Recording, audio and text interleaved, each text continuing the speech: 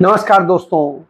एक सवाल पूरी देश में है, दुनिया में है कि आखिर भारत का प्रधानमंत्री कौन है।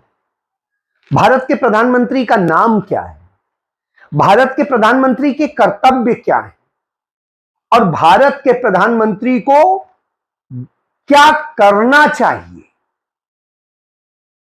इसलिए है क्योंकि भारत के प्रधानमंत्री का कर्तव्य है देश की सीमाएं सुरक्षित करे, देश के भीतर सभी के नागरिकों की संपन्नता, उनके स्वास्थ्य, उनकी शिक्षा, उनके तमाम तरह की व्यवस्थाओं को बेहतर बनाए, उनके जीवन शैली को सरल बनाए।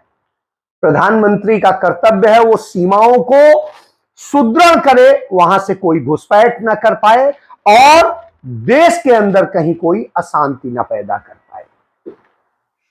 तीसरा, उसका यह कर्तव्य है कि भारत की अर्थव्यवस्था बेहतर हो, उसके लिए भारत के चाहे वित्तीय संस्थान हो उन्हें सुदृढ़ बनाए, लोगों को सुदृढ़ बनाए और भारत सरकार के जो उपक्रम है उन सबको मजबूत करे, उनकी कमियां दूर करके उन्हें स्वस्थ बना करके आगे बढ़ाए, अधिक से अधिक रोजगार दे और हर व्यक्ति को अपनी मेहनत से काम करके कमा के खाने की स्थिति में लाए, उसे आत्मनिर्भर बनाए और वह भारत में किसी के भी आंखों में यदि आंसू आए तो उसे पोंछे, उसके दर्द को दूर करे, उस दर्द को समझे, उस पर समझे। कोई घटना हो जाए तो घटना स्थल और सारे उसके पक्षों से मुलाकात करे, कमी अच्छाइयां सारी जाने और उसका समाधान करे। जी हां, लेकिन क्या भारत का मौजूदा प्रधानमंत्री की पद पर बैठा हुआ वह आरएसएस का प्रचारक संघी नरेंद्र मोदी यह कर रहा है? तो जवाब आएगा नहीं, बिल्कुल नहीं कर रहा है। एक घटना होती है और घटना से पहले बात कर लेता हूं।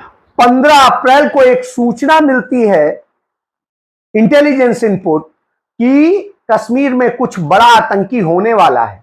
तो उस डर से भारत का वह प्रधानमंत्री 19 तारीख को वंदे भारत ट्रेन का उद्घाटन करने नहीं जाता है, इस डर से कि वहां कुछ हो सकता है।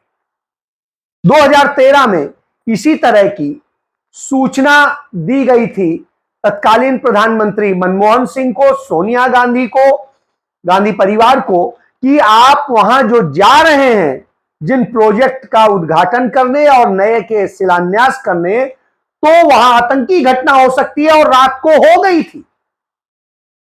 और उसके बाद में यह आया था कि आगे भी होगी इसलिए मत जाइए, लेकिन वो डरे नहीं, वो वहां गए और उससे वो लड़े और उन्होंने वहां पर वो सारे काम किए जो उनकी ड्यूटी थी। उसके बाद यहां नरेंद्र मोदी नहीं जाता है। कोई बात नहीं, हम हैं 22 अप्रैल को घटना हो जाती है पहलगाम में, बैसरन घाटी में, और वहां हमारे 28 लोग मार दिए जाते हैं, निर्दोष मार दिए जाते हैं। मारने वालों के बारे में एनआईए दावा करता है कि वो पाकिस्तानी घुसपैठिए थे, आतंकी थे। अब आता है कि जब यह सारी इंफॉर्मेशन आपके पास थी तो आपने बैसरन घाटी को असुरक्षित क्यों छोड़ दिया, जहां इतनी भारी संख्या में रोजाना लोग उपलब्ध होते हैं, और वहां जो पहले सुरक्षा होती थी वह सुरक्षा क्यों हटाई? ये सवालों के घेरे में। बहरहाल इसका कोई जवाब नहीं, असुरक्षित छोड़ दिया गया। हमारा प्रधानमंत्री अय्याशी करने सऊदी अरब चला जाता है और वहां पर सूचना मिलने के बाद भी रात तक नाच गाने दुनिया के कार्यक्रम करता रहता है। चलिए, अगले दिन वो वापस आता है, प्रचार कराता है कि वो बीच में आ गया, जबकि उसका उसी दिन का प्रोग्राम। उसके बाद उसने क्या किया? कुछ नहीं। न वो घटना स्थल पे गया, न वो कश्मीर गया, न वहां के हालात का जायजा लिया, न स्टेक होल्डर्स से बात। और उसके बाद वो चुनाव प्रचार में चला जाता है बिहार, वो सर्वदलीय बैठक में भी हिस्सा नहीं लेता है, वो किसी और बड़ी बैठक में हिस्सा नहीं लेता है, सिर्फ अपने चंद चुनिंदा जिन्हें कहेंगे किचन कैबिनेट के लोगों के साथ बैठ के गुफ्तगू करता है और फोटो वीडियो करके अपना प्रचार करता है। उधर देखिए इसी तरीके से क्रम चलता रहता है, लोग असुरक्षित होते हैं, टूरिज्म खराब होता है, सब हो जाता है। प्रधानमंत्री ने किया क्या? कुछ नहीं, एक प्रचार, एक भाषण, एक संदेश, एक वो, और ये करके खत्म कर दिया। वो घटना के कई दिनों बाद जब 6 और 7 की रात को कहा जाता है हम सर्जिकल स्ट्राइक कर रहे हैं, ऑपरेशन सिंदूर, और उसके नाम पे कहा जाता है हमने 9 ठिकानों पे पाकिस्तान के जो आतंकी ठिकाने थे वहां पर मिसाइल अटैक किया, लेकिन उस मिसाइल अटैक में क्या एक भी आतंकी मारा गया? नहीं मारा गया। वहां मारे कौन गए? छोटे छोटे बच्चे, महिलाएं और दूसरे लोग। मुरीदके में भी मस्जिद के ऊपर मिसाइल जो है वो दागा गया, जबकि बहावलपुर में भी मदरसे की वो इमारत थी, मस्जिद थी जिसके ऊपर ये दागा गया। बाग और मुजफ्फराबाद में भी जो टारगेट हुआ वो मसाजिद हुई। उन सबसे ज्यादा नुकसान बहावलपुर में हुआ जिसमें जैश ए मोहम्मद जो मौलाना मसूद अजहर है उसकी फैमिली के 10 मेंबर और 4 उसके फैमिली जो फ्रेंड हैं वो उसमें शामिल थे, और टोटल 7 मई की इस भारतीय कार्रवाई में तो हमारे पाकिस्तान के तकरीबन 26 सिविलियंस जो हैं उन्होंने शहादत नोच की।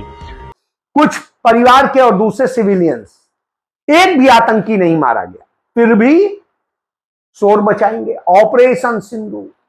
फिर उसके बाद में प्रचार करने पहुंच जाएगा कि अपने आप को दिखाने के लिए हीरो, आर्मी के यानी एयरफोर्स के उस एयरबेस में जो बॉर्डर से बहुत दूर है, वहां आदमपुर में जो जालंधर जिले में है, वहां पर पहुंच के और वहां से अपनी बहादुरी के बखान करेगा। बहरहाल उसके बाद आएगा, उसके बाद वो बीकानेर राजस्थान, और वहां जाके कहेगा मेरी रगों में सिंदूर बह रहा है, गर्म सिंदूर। साहब आपके इस सिंदूर और ये सब चीजें करने से भारत को क्या मिला?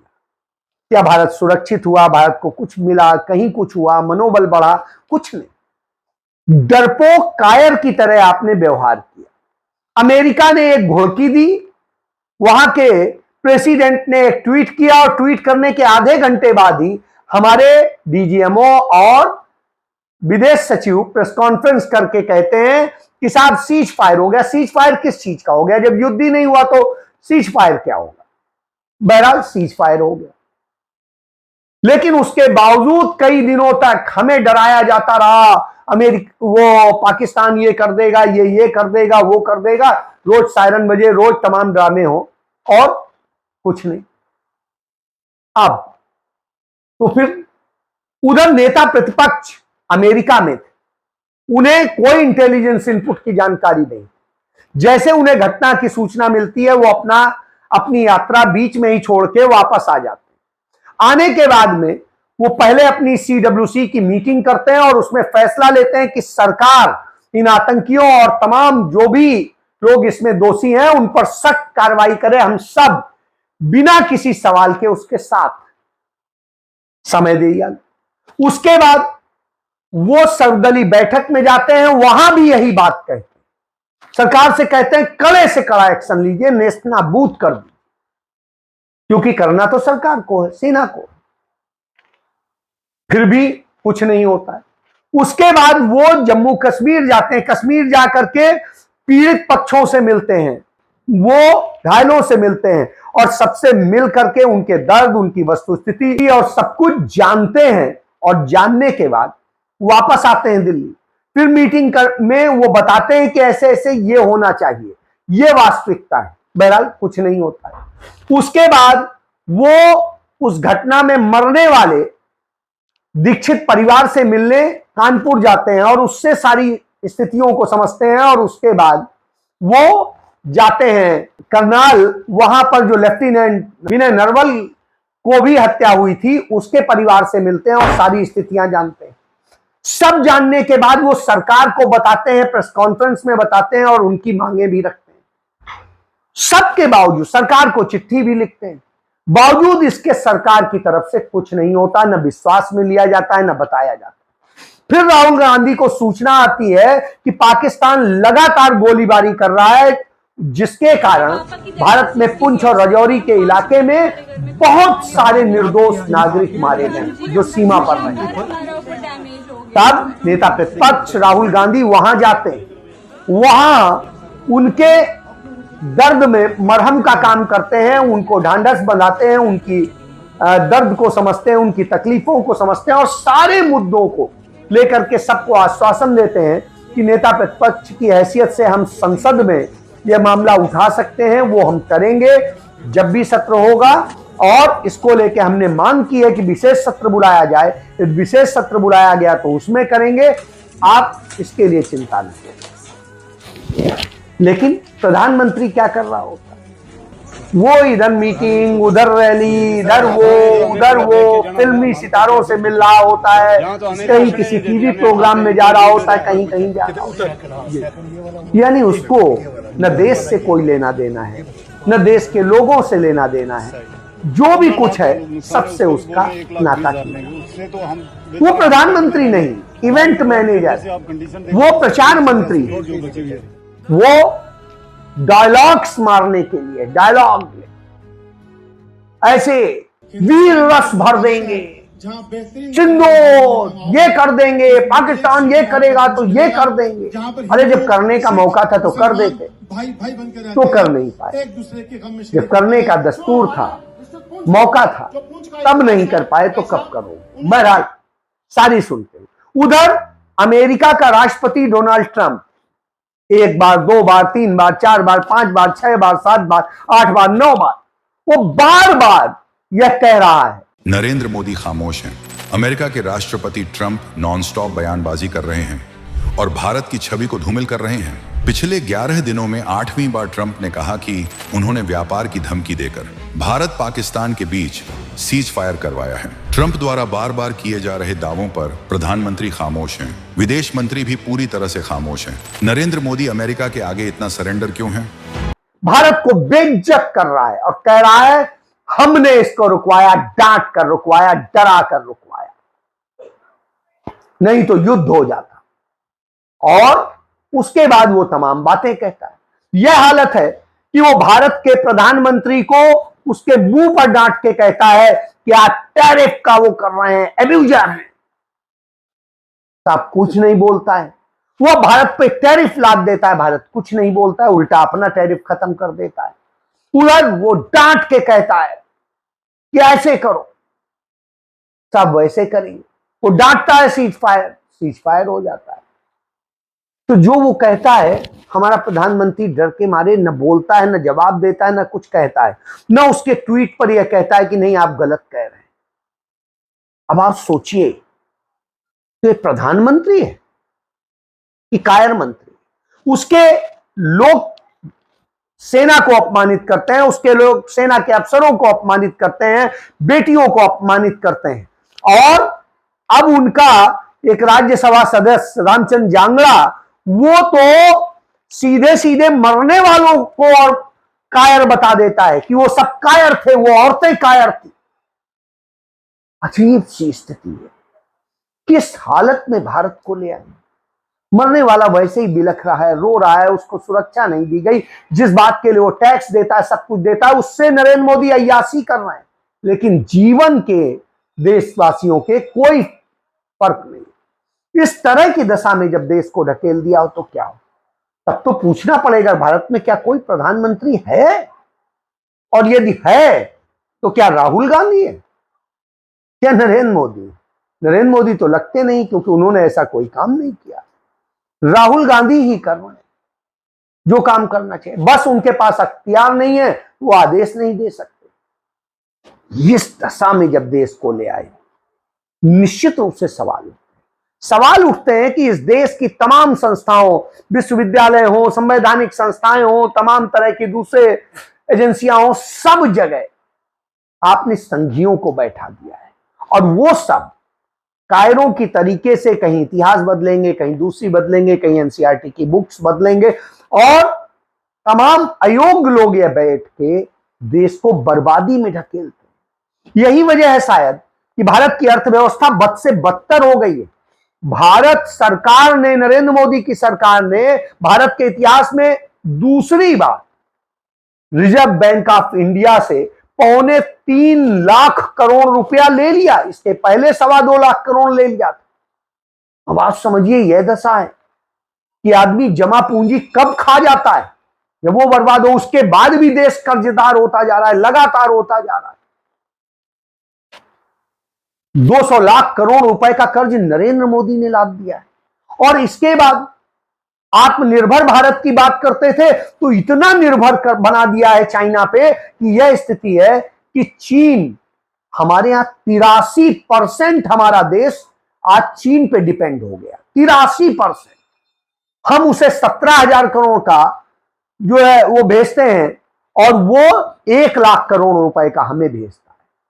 यानी अब आप समझ लीजिए इस तरह की दशा है। इसके बाद में भारत में जो विदेशी निवेश आता था, एफडीआई जिसे कहते हैं, वो 96.5% घट गया।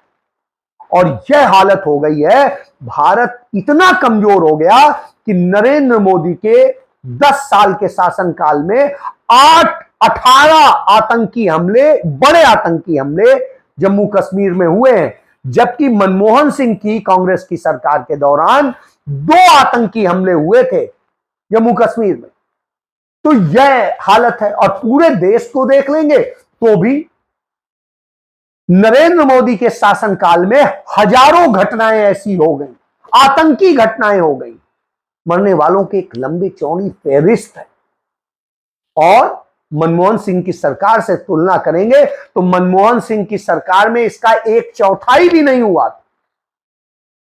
चंद बड़ी घटनाओं को यदि गिने तो भी उनके समय में 4-5 घटनाएं थी। लेकिन नरेंद्र मोदी के शासनकाल में कहीं कुछ सुरक्षित नहीं। और आतंकवाद पाकिस्तान से ही चल के आया और सब वह काम हुआ जो नहीं होना चाहिए। यानी प्रधानमंत्री तो है ही नहीं, देश को असल में भाड़ में झोंक दिया गया है। यहां दलाली खाने का काम हो रहा है। और जब यह हो रहा हो तो निश्चित रूप से देश चाहेगा कि देश को एक प्रधानमंत्री मिले जो देश के दुख दर्द को समझे और उससे दूर करे। जी हां, तभी तो राहुल गांधी हमें याद आते हैं। हर जगह राहुल गांधी एकमात्र उम्मीद नजर आते हैं। जय